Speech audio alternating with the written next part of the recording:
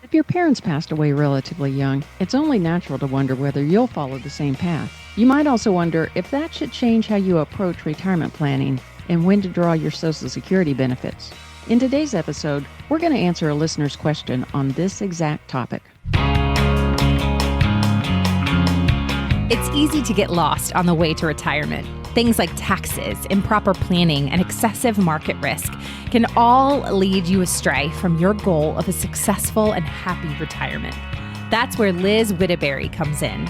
She's a holistic financial advisor and the founder of Best Path Advisors, and she can help guide you to a better financial path.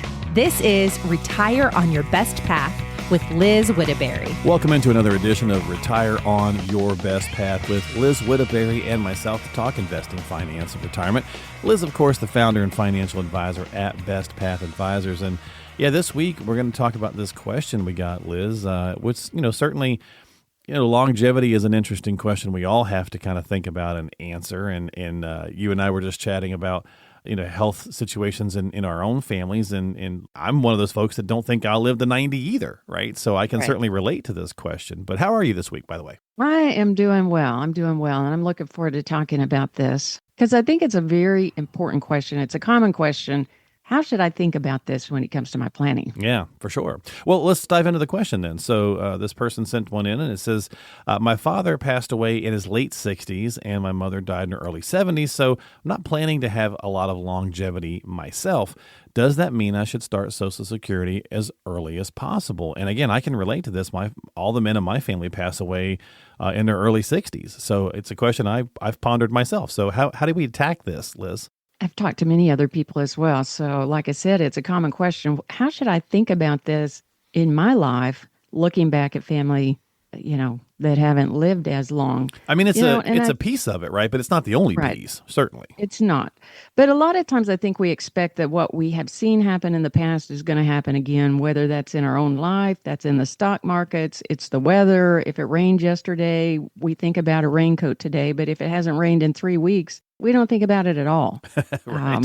Yeah. And so, I think when you're thinking about your family and maybe some of those family members didn't live as long, like in your own family, if you're looking back at a lot of men that have lived just to their early 60s, then, you don't want to plan for 100 or 120 or 130. That seems far too long in your mind. So Right. You want to plan a little bit shorter. But I think you've got to, I'll say, I don't have a problem I've talked about many times. I'm a heart patient. I've had several procedures already, fairly sizable procedures. And, I told my wife that there's a real good chance that I don't think that I'm going to make it into my 70s very far. However, we are working on and building a strategy in case I'm wrong, right? Because that would be I don't want to be 75 and go, well, I'm still here and I spent all my money. That's not the way to go either. Yeah. Yeah.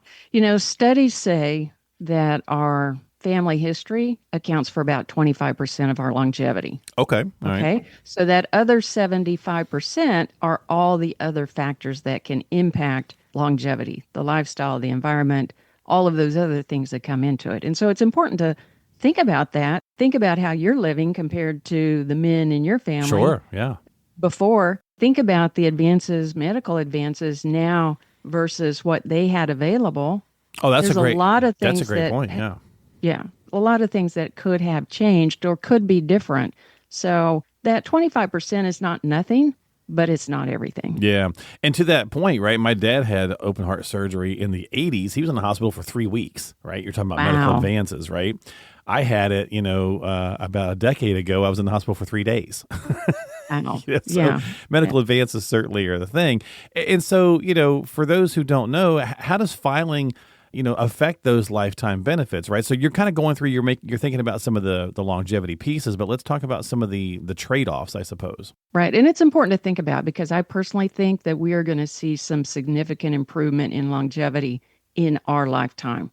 Because I read a lot of things that are written by doctors. I follow doctors on Substack, and the things that they're talking about are pretty amazing that I think will work its way through to all of us. So, when we file early, to answer your question, we're starting with a smaller benefit. So if you file at 62 versus your full retirement age, then you're going to be starting with a smaller benefit because you have, that reduction in benefit for each month that you're filing early. Yeah, it's like a 30% haircut, right? It's around 30% if you take it early versus full Yeah, retirement. it depends on your full retirement age, Okay, yes, because all it right. is monthly, but it can be 25 to 30% Okay, difference. Your cost of living adjustment is going to be based on your monthly benefit. So that cost of living adjustment is a percentage. Well, 2% of a smaller amount is a smaller increase on a dollar basis. right. So over time, that actual dollar amount of the cost of living adjustment is smaller. Now, when we run the analysis, the crossover point is usually in the early 80s for most people, Mm-hmm. which means the longer you live after that crossover point, the greater your benefit for waiting. And that's why people, that's why you want to think about, well, what might my life expectancy be? But beyond that, your survivor benefits could be impacted as well. If your spouse is going to get your benefit, then the total number of years of benefit would be your life expectancy and her life expectancy, because that benefit could continue to be paid to your spouse. So a lot depends on what are your benefits as a couple. Did you both work? Do you both have Social Security? Is your the bigger benefit or the smaller benefit?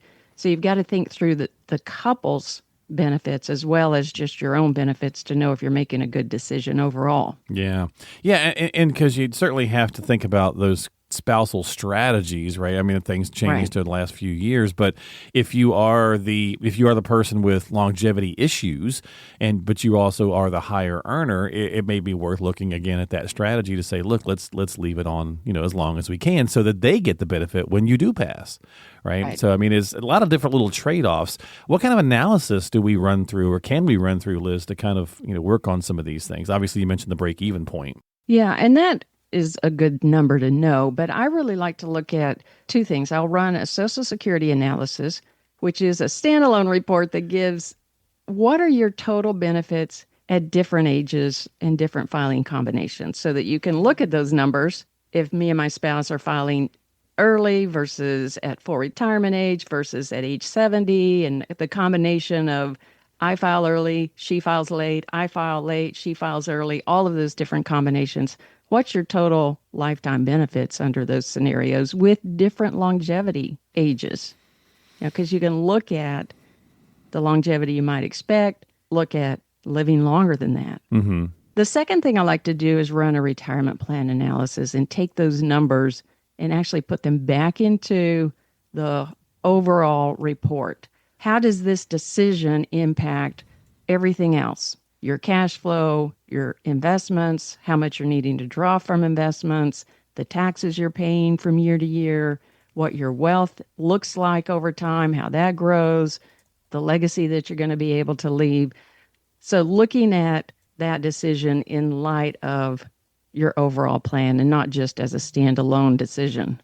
Yeah, I mean, and we have to kind of take all of that into. I mean, it's so funny how when we've talked many times about the accumulation side of growing our wealth and getting ready for retirement.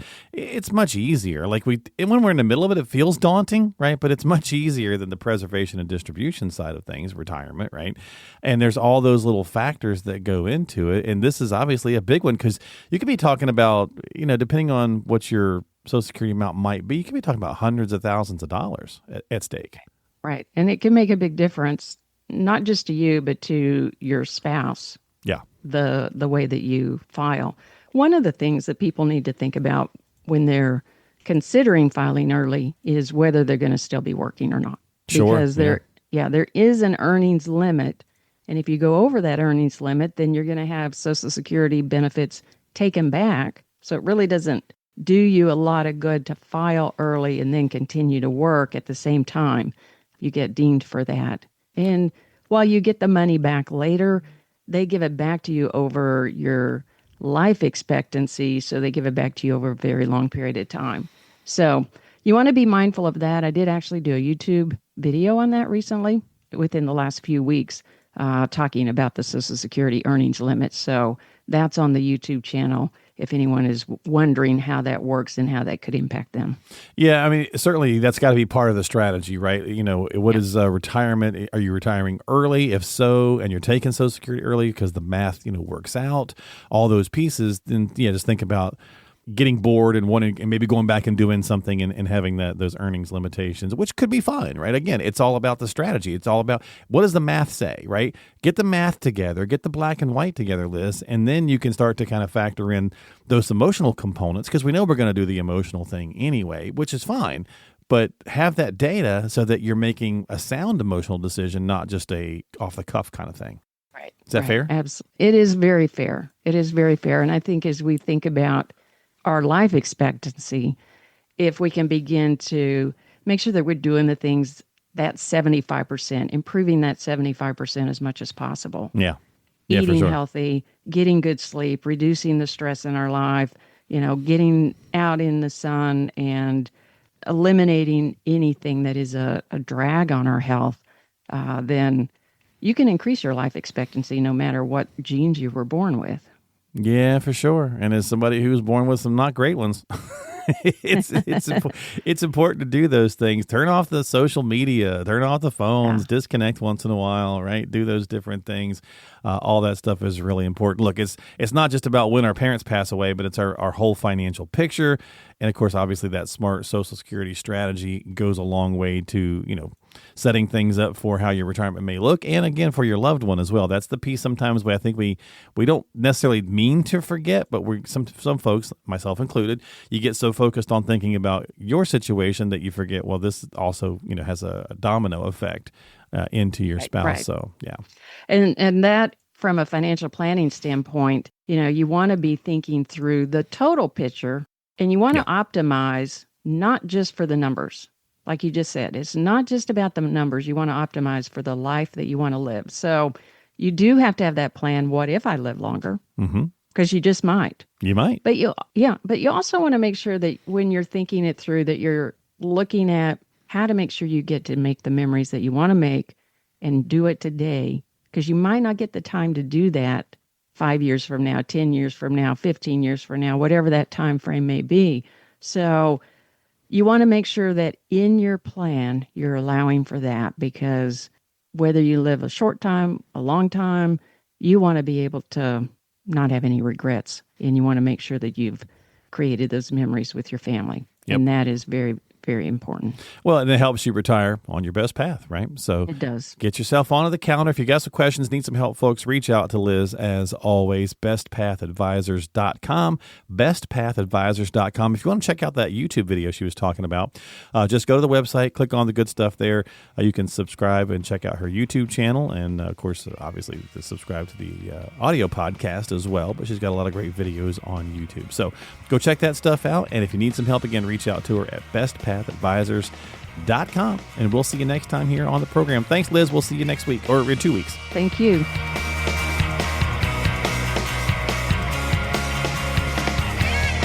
The preceding program is sponsored by Best Path Advisors, which is solely responsible for its content. Securities offered through J.W. Cole Financial, member FINRA SIPC. Investment advice offered through J.W. Cole Advisors. Best Path Advisors, J.W. Cole Financial, and J.W. Cole Advisors are unaffiliated entities. The opinions expressed by Liz Whitberry should not be construed as specific tax, legal, or investment advice, nor as an offer to buy or sell any securities mentioned herein. Neither J.W. Cole Financial nor its representatives provide legal, tax, or accounting advice. Persons who provide such advice do so in a capacity other than as a registered representative of J.W. Cole. Investing is subject to risks, including the loss of principal. Due to volatility within the markets mentioned, opinions are subject to change without notice. Information is based on sources believed to be reliable, however, their accuracy or completeness cannot be guaranteed.